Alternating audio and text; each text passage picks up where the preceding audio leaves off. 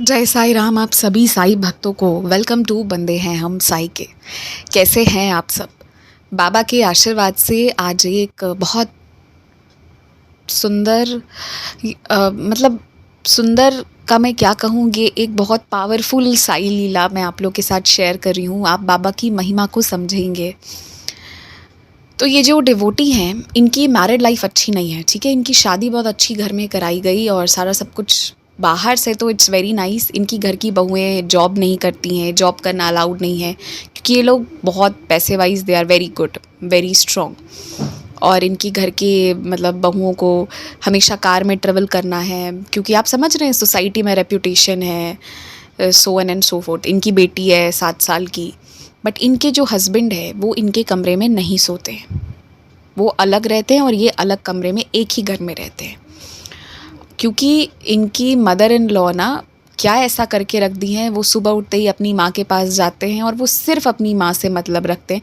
ये ज़िंदा है, मर गई, क्या है, नहीं है, कुछ नहीं। और सबसे बड़ी बात है कि इन लोगों इनके घरों पे जॉब करना बहुओं को अलाउड नहीं था। इनको भी जॉब करने की परमिशन नहीं दी गई थी।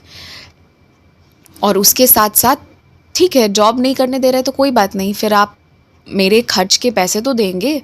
अगर आप मुझे, क्योंकि मुझे जो लाइफ जीनी है उसके लिए पैसे तो चाहिए, बट वो लोग इनको पैसा भी नहीं देते थे। मतलब आप समझ रहे हो कि बहुत अच्छे महल में वही सोने के पिंजरे में एक पंछी को कैद कर देना, वही काम इनके साथ किया गया। और दुनिया वालों को लगा कि अरे ये तो बहुत अच्छी इनकी शादी हुई है, सब कुछ बहुत अच्छा है, पर अंदर से इन्हें पता है कि एक एक पैसे, एक एक चीज़, छोटी से छोटी चीज़ के लिए इनको ना तरसा दी जाती है। मतलब कहाँ से कैसे लाऊं, क्या करूं, इनकी ना ये स्थिति है। बस इनकी जो बहुत बेयर लिविंग चीज़ें हैं ना, कि भाई बेटी का स्कूल फीस देना होगा या वैसा, आप सोचो कि बस वो पूरा किया जाता है। उसके बाद ये दो इंसान हैं, एग्जिस्ट करते हैं। कोई इंसान ना अगर एकदम बेयर एग्जिस्टेंस पे भी रहेगा, फिर भी थोड़े से पैसे उसको चाहिए होंगे खुद के लिए, और इनको वो चीज़ नहीं दी जाती थी। और जॉब करना तो अलाउड ही नहीं था। बट इतने सालों में पहली बार ऐसा हुआ कि इन्होंने ट्राई किया, इनकी जॉब लग गई और ये ना स्कूल जाना शुरू कर दी। इस बार इनकी मदर इन लॉ ने मना नहीं किया और ये रिक्शे से स्कूल जाती आती हैं। इनकी घर की सारी बहुओं को रिक्शा छोड़िए, ऑटो छोड़िए, कार से जाना है, ठीक है। और इस बार कुछ नहीं बोला कि अच्छा नहीं लग रहा है, रेप्यूटेशन का ये वो। बट पता है क्या हुई? जैसे ही इन्होंने जाना शुरू किया स्कूल, इनकी ना तबीयत बिगड़ने लगी। बहुत अच्छे स्कूल में बहुत अच्छी इनकी जॉब लग गई, लेकिन इनकी तबीयत बिगड़नी शुरू हुई। क्या होता था कि ये इनको ना ब्रीदिंग प्रॉब्लम होती, पढ़ाते पढ़ाते इनकी आवाज़ रुक जाती, सर्दी खांसी ठीक ही नहीं हो। और ये चीज़ सिर्फ स्कूल जाके होती थी। जब ये 20 दिन छुट्टी हुई तो ये अपने मायका होकर आई, तो वहाँ पे 20 दिन ये गर्मी में, ठंड में, हर जगह घूमी, कुछ भी नहीं हुआ, कुछ भी नहीं हुआ। लेकिन जब ये स्कूल जाती थी ना, स्कूल जाने के बाद ही इनकी तबीयत बिगड़ जाती थी। बाकी जो कलीग्स हैं वो इनको पूछते थे कि मैम आपको क्या हो गया, क्यों ऐसा हो रहा है, जिसका इनके पास भी कोई जवाब नहीं था। बट आप ये देखिए, पहले इनके हस्बैंड जो बहुत अच्छे थे, अब वो इन लोग की तरफ देखते भी नहीं है। उनकी एक बेटी है, उसका चेहरा भी नहीं देखते, सीधा उठ के नींद में पहले अपनी माँ के पास जाते हैं। विच शोज़ कि क्लियरली कुछ तो गड़बड़ किया गया है। जो लोग नहीं मानते हैं, भगवान करे कभी ना मानना पड़े, मैं ये ब्लेस करती हूँ सच में। पर आप ये सोचो कि इनकी सासू माँ ने ना कुछ तो गड़बड़ करके रखा है कि भाई बेटा का मोह अपनी फैमिली से ख़त्म ही कर दिया। ऐसा कैसे हो सकता है? चीज़ें होती हैं, क्रियाएँ होती हैं, तभी ऐसा हो रहा है। And since I am also a sufferer of all these things, तो भाई मैं तो मानती हूँ कि ये सब चीज़ें होती हैं, क्योंकि मेरी खुद की लाइफ में हुई है। हालांकि मैं कुछ अफवाह स्प्रेड नहीं कर रही हूँ, बट जो इसका कॉन्सिक्वेंस भुगतता है उसे लगता है कि हाँ भाई कुछ तो है जो हुआ है। तो फिर ये जो डिवोटी हैं, ये स्कूल एक दिन गई हुई थी। इनको ना उस दिन लगा कि अब ये मर जाएंगी, इनको ब्रीदिंग इशू। 12:30 जैसे छुट्टी हुई, ये अकेले डॉक्टर के पास। उस दिन इन्होंने सोचा अगर मैं डॉक्टर के पास आज नहीं गई तो मेरी डेथ हो जाएगी। उस दिन इनको सांस आनी ऑलमोस्ट बंद हो गई थी। इन्होंने अपनी फादर इन लॉ को कॉल किया कि आप प्लीज़ आइए, मुझे डॉक्टर के पास जाना है। फिर ये डॉक्टर के पास गई। फिर ये जैसे ही घर आई, इन्होंने कपड़े वगैरह उतारे और ये ज़मीन पे लेट गई। एकदम से ऐसी कमज़ोरी कि ये ज़मीन पे लेट गई। पसीना आ रहा है, इनको लग रहा है अटैक है, क्या है नहीं पता। ये वैसी ही पड़ी हुई हैं, ना एसी की रिमोट पकड़ पा रही हैं, ना पानी का ग्लास ले पा रही हैं। आप समझ रहे हैं, कुछ नहीं। और एकदम शरीर में कोई जान नहीं, कोई सांस नहीं, कुछ नहीं। मतलब अगर मैं इसे बोल्ड लैंग्वेज में कहूँ तो मरने के जस्ट पहले वाली स्थिति में कैसा फील होता होगा, हेल्पलेस। और इनकी सासू माँ भी घर पे है और इनके ससुर जी भी घर पे, मगर इनके कमरे में इनको कोई पूछने नहीं आया, जबकि इन्होंने कॉल करके बुलाया था। इनकी तबीयत बहुत ख़राब थी। और पहली बार ऐसा हुआ है कि इनकी सासू माँ ने इनको रोका टोका नहीं, घर वालों ने रोका टोका नहीं कि जॉब मत करो, कुछ मत करो, बल्कि जॉब जाके इनकी तबीयत बिगड़ने लगी, which is very much correlated. तो इनको लग रहा था कि कुछ तो किया दिया गया है तभी ये सब हो रहा है, नहीं तो कैसे होता, जो कि ये डाउट में थी, जो कि बाद में इनको कंफर्म भी हुआ। लेकिन उस क्षण इनको लगा कि इनकी एकदम डेथ अप्रोचिंग है, जब मेड आएगी वो चाय देगी इनको तब होगा, मतलब मेड आएगी उठाएगी तब होगा। पर बाकी लोग घर में, मतलब ये उनकी बहू है तो मतलब बहू के लिए कुछ फीलिंग नहीं होएगी। मतलब बहू जो है वो क्या रिश्ता है, मतलब कोई रिश्ता नहीं है, पाँव की जुत्ती है। बट उन लोगों के लिए ये पता नहीं क्या है, ये वो भी नहीं है, ये उन लोगों के लिए एग्जिस्ट ही नहीं करती हैं। तो वो लोग पूछने तक नहीं आए और ये वैसे ही पड़ी हुई थी। उनको लगा इनकी ना मौत हो जाएगी। फिर जैसे तैसे, फिर वो रात जो थी ना, जिस दिन, वो रात को भी इनकी तबीयत बहुत ख़राब लग रही थी। इन्होंने मतलब बाबा का बहुत सोचा, सुना, सब कुछ किया। रात को 3:30 बजे भी ना इनकी तबीयत बहुत बिगड़ गई, बहुत ज़्यादा। तो इन्होंने बाबा से उस दिन ना गुस्सा कर कहा कि बाबा, आज तक मैंने आपकी पूजा की है, जो हो सकता है मैंने किया, मैंने खूब एक्सपीरियंस से सुना है, सब किया है। मैंने आपकी आरती में भी सुना है कि बहुत शक्ति है। मैं आपकी आरती प्ले कर रही हूँ, मैं ऊदी लगा रही हूँ। अगर आप मुझे ठीक कर दोगे तो मैं ये अनुभव ज़रूर शेयर करूँगी। और ये आरती प्ले कर दी, इन्होंने ऊदी लिया और ये कब सो गई, क्योंकि इनको तो नींद भी नहीं आ रही थी। वो 4 बजे दोपहर से जो अगले दिन सुबह 3:30 बजे तक ये स्थिति थी। फिर जो बाबा ने इनको अच्छी नींद दी है और इनको फिर ठीक किया, क्योंकि रात में भी इनकी स्थिति वही हो गई थी। और इनके हस्बैंड शहर में थे ही नहीं, जो कि इनको मालूम भी नहीं थी, क्योंकि वो अब इन लोगों को बता के भी नहीं जाते हैं कि वो है नहीं है। सिर्फ मदर इन लॉ को मालूम होती है, मतलब इन लॉज को पता होता है, इनको नहीं बताया जाता। इनको इतना दूर कर दिया गया है। और ये डिवोर्स नहीं लेना चाहते क्योंकि इनकी एक बेटी भी है, बट वो लोग अब इनका रिश्ता ख़त्म करवाना चाहते हैं। और इतने समय के बाद, इतना सब कुछ होने के बाद, गृहस्थी अब बसने नहीं देना चाहते।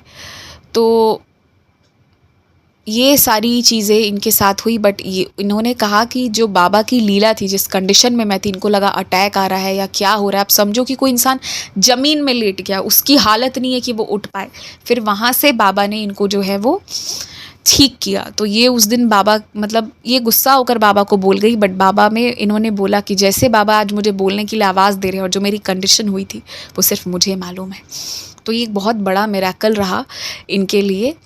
और आई एम प्रिटी श्योर कि इसी वजह से लोग कहते हैं ना कि बहुएं आके जो हैं वो घर तोड़ जाती हैं।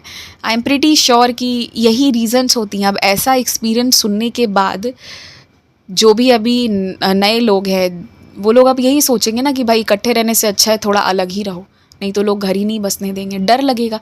अच्छे लोग भी बहुत सारे हैं, बुरे लोग भी बहुत सारे हैं, ये मैं ये चीज़ों को मानती हूँ। लेकिन आज भी हमारी सोसाइटी में बहुओं को आउटसाइडर के रूप में ही देखा जाता है।